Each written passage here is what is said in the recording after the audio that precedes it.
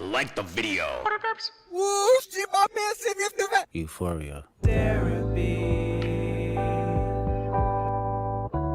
Them superpowers get neutralized. I can only watch in silence. The famous actor we once knew is looking paranoid and now spiraling. When I first heard this, I was like, I don't know if Kendrick's coming with the right kind of energy. Like, I had no idea the beat was gonna switch. I was just like, I don't know, man. I mean, Kendrick is clearly a thoughtful and smart guy, but all this talking, this poetic approach, I just don't know. You're moving just like a degenerate. Every antic is feeling distasteful. I calculate you're not as calculated. I can even predict your angle. Fabricating stories on the family front, cause you heard Mr. Morale. A pathetic master manipulator. I can smell the tails on you now. I can smell the tails on you now. Now, just to be clear, everything that we've heard so far, crazy. In hindsight, insane work. The superpowers getting neutralized, facts. I can only watch in silence, he was. The famous actor we once knew was now paranoid and spiraling, he's literally suing. You're moving just like a degenerate, every antic is feeling distasteful. AI Tupac voice. I calculate you're not as calculated. Fabricating stories on the family front because you heard Mr. Morale, he literally did it. A pathetic master manipulator, I can smell the tails on you now. He knew Drake was lying. You're not a rap artist, you're a scam artist with hopes of being accepted. Literally everything he's saying happened. Now, at the time, as a Drake fan, did not know this. Did not know. Had no idea. I'm just like, it's kind of light. It's kind of light. You're not a rap artist, you're a scam artist with the hopes of being accepted. Tommy Hilfiger stood out, but FUBU never had been your collection. I make music that electrify 'em. You make music that pacify 'em. I can double down on that line, but spare you this time. That's random acts of kindness. Know you're a master manipulator and habitual liar too. But don't tell no lie about me, and I won't tell truths about you. Hey, quick break in the action. Oh, brother, This live stream is brought to you by... You. Shoo, shoo, shoo, shoo, shoo, shoo. Beep, beep, beep, beep, beep, beep. Yeah, I'm out the way, yeah, I'm low, okay. Yeah, the island right here is remote, okay. I ain't thinking about no reaper, nigga, I'm reaping what I sow, okay. Got a Benjamin and a Jackson all in my house, like I'm Joe, okay. Hellcat, met his homeboys in them types LA solo, okay. I'm telling you, beat drops, when the instrumental cuts out and he starts... At that point, I'm like, oh God, oh God, I'm going, oh God, oh God, oh God, oh God, oh God. Please don't let this beat drop be the hardest thing I've heard in months. It was. Everybody wanna be demon till they get chipped by your throwaway. And I might do a show a day. Once a lame, always a lame. Oh, you thought the money, the power of fame will make you go away. Have you ever played? Have you ever? Okay, nigga, let's play. Have you ever watch your enemy down like with a poker face? Have you ever paid 500,000 like to an open case? Well, I have, and I failed at both, but I came out straight. I hate when I rap or talk about guns, then somebody die, they turn into nuns and hop online like pray for my city. He faking for likes and digital hugs. He's faking for likes and digital hugs.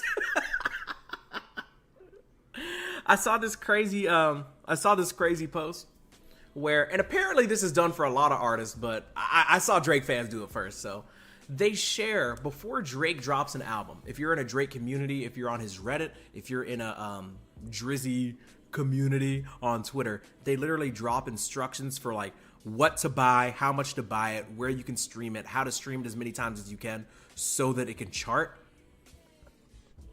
I didn't even know this shit, but somebody posted it in our Discord, and I was like, that's crazy work.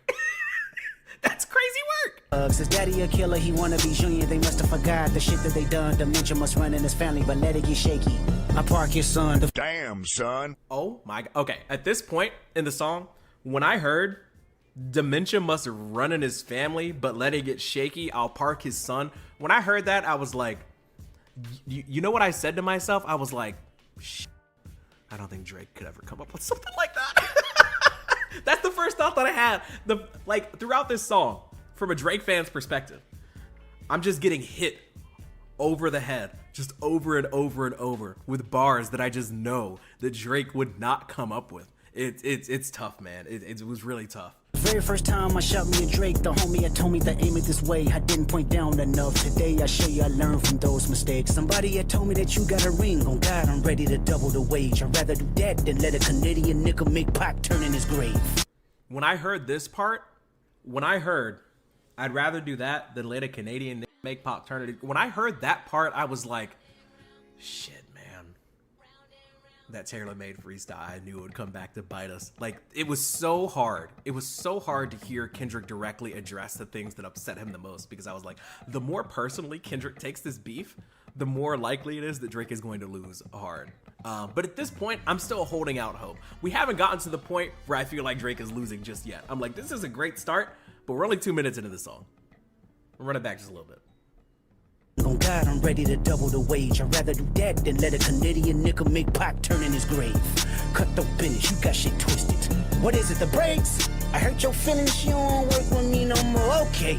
There's 3 ghosts left, and I see 2 of them kissing and hugging on stage. I love them to death, and in 8 bars, I'll explain their phrase. Like, I'm getting these feelings all over again of, like, literal fear and shame. I'm putting myself back in the body of who I was, where I was.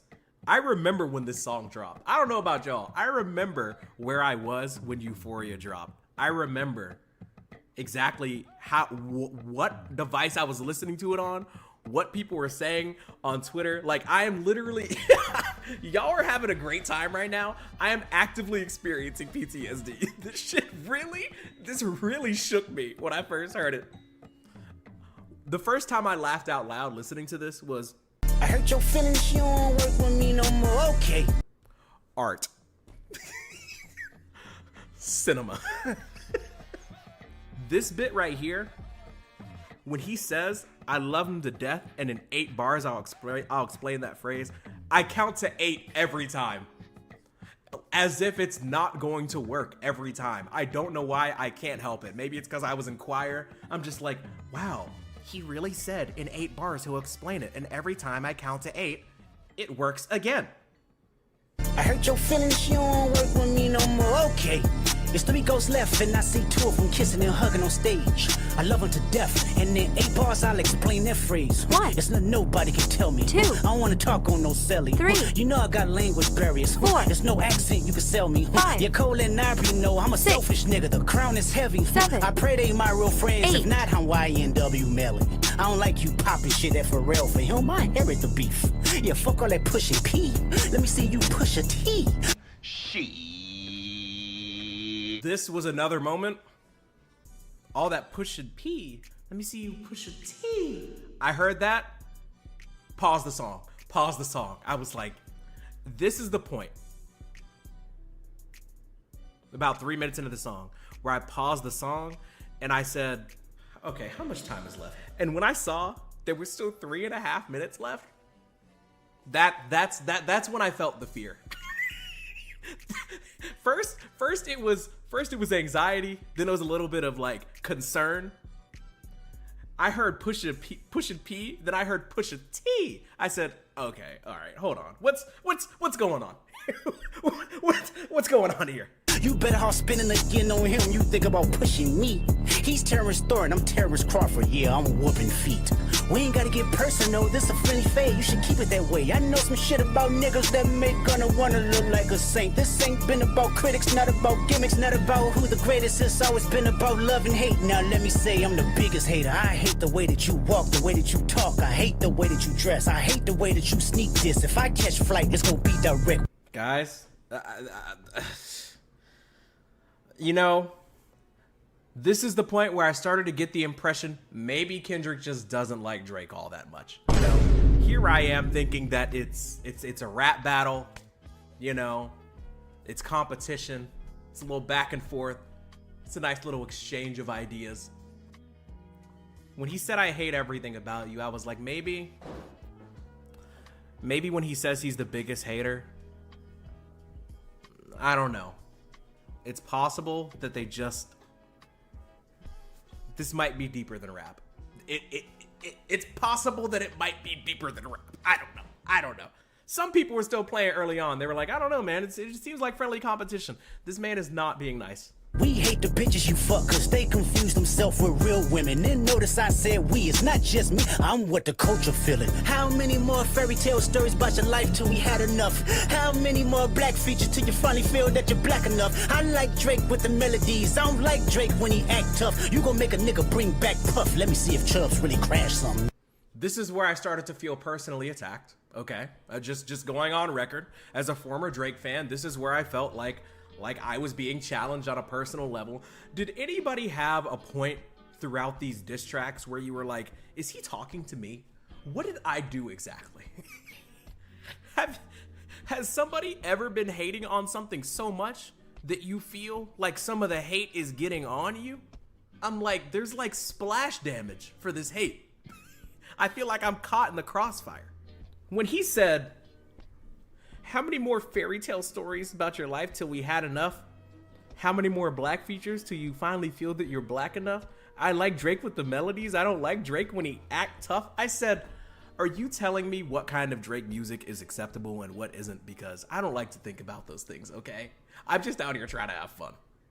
Yeah, my first one like my last one. It's a classic, you don't have one. Let your core audience stomach that. Didn't tell them where you get your abs from. V12, it's a fast one. Bow, bow, bow. Last one. Headshot for the year. You better walk around like Daft Punk. Remember? Hey. Coincidentally, this is the point where I felt like Drake was losing. I know that this is going to sound like very specific and small and light, right? But as a Drake fan, at the time, when he said headshot for the year, you better walk around like Daft Punk, I'm like, oh, that's a good bar. But when he said, this one word, when he said this, he said, remember? I was like, wait. And it brought me back to this song that Drake put out. In 2013. Kendrick is so deep in his bag that he is like angrily growling one word from this song that Drake released over a decade ago. That was the moment where I was like, this nigga is taking this shit deathly serious. This is a serious problem. That's the moment where I knew, like, in European football, they say it's gonna be a long day, you know? That was the moment where I knew. We're not gonna go through the rest of Euphoria. I just wanted to give you guys a little bit of a recap. Now, we will cover this part though. Listen to this. Nobody should have this much fun when they're dissing somebody. That's whole shit, I got a son to raise, but I can see you don't know nothing about that. Waking them up, know nothing about that. Then tell them to pray, know nothing about that. Then giving them tools to walk through life like day by day, know nothing about that. Teaching them morals, integrity, discipline. Listen, man, you don't know nothing about. You don't know nothing about God. You don't know about God. You don't know about that. You don't know about God. What are you doing? Why are you doing that? What? I thought he was serious. I thought he was being serious. But it turns out that it's just a game to him. Tell me you're cheesing, fam. They'll speak on a family, Crody. It's like he starts out like, I'm gonna obliterate you with the greatest rap you've ever heard. And then, last 2.5 minutes, he just starts laughing. At this point in Euphoria, after he said, you don't know nothing about that, it really hit me like, man, Drake could lose. Guys, I think Drake might lose. I hadn't finished the first diss track. Drake had already dropped 2 and was teasing a third. And before I even finished Kendrick's first song, I was like, shit. Guys, we might be cooked. Wallahi, stick a fork in him. But, you know, it's cool. It's cool. So crazy. It's really crazy. Like, I'm in tears. I'm in tears just thinking back to this because you all, like 99% of people here, and this is why I truly think that people appreciated my covering of the beef. Partially the reason why why the channel has the support that it does is because my perspective was somebody that has been rocking with Drake for a decade and a half. And to have somebody just annihilate Drake in just like the first 4.5 minutes of a 6-minute diss track was just so... It was the most jarring thing that's happened to me musically in my entire life. Like, by the time we hit the third beef, by the time we hit the third beat in Euphoria, I was like, yeah, this is, nothing will be the same after this. And I think people appreciated the fact that, like, I was coming from a place where, like, I wanted Drake to win so bad, but I'm an honest person, and I had to share my experience with you all. And to this day, there are still people that go to that 4-hour supercut, and they are just so shocked about how much I like Drake and I like push-ups. But that was the real me. Hey, it's current present day Derek. What day is it? What time is it? It is 1:47 p.m. Central Standard Time on May 12th of 2025, and I just wanted to share my experience looking back on Euphoria around a year later. Probably gonna keep this one available for members and Spotify and Apple people only, but yeah, hope you all enjoyed this episode. We are back this week, full-time, every day, big content, big episodes, and that's all I got though. I appreciate you all's support as always. Love you, mean it, spread the bread. Enjoy the outro.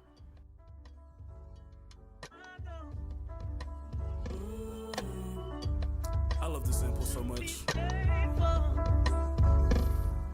Anyway, this time I'm motivated, I'm dedicated, it's overstated, ill-fated, God created, but I'm never debated. Cause and effect and collect what I recollect, but except for I interject, cause I emancipate for my check. Dirty as alley towns, bitter as cheap coffee grounds. I'm chocolate like in the mounds, blessed to hear this gracious sound. No folding, holding my holdings, I'm coding future erosions. I'm frozen but not below them, need closure, I'm always open. No switching sides, only rise, even friendships tend to collide. I reside where others go hide, ain't no coward, it's only pride. It's spiritual more than vows, and my lady be by my side, cause the homies provide the drive with the spirit, always my guide, and the devil is still alive. And I told him don't even try, it's always been out for an hour, protection that's by my side. The fit is always alive, and the richest will still survive, and the poorest will always die. Evil always see it's the mind of forgiving up on this side. Yo, epitome can't get rid of me, send a state where they fitted me. All the charges acquitted me, figuratively and literally. Inspiration admitting me's enemies, got no kin to me, but who cares? Padded walls destroy the mental, but exquisite for testing.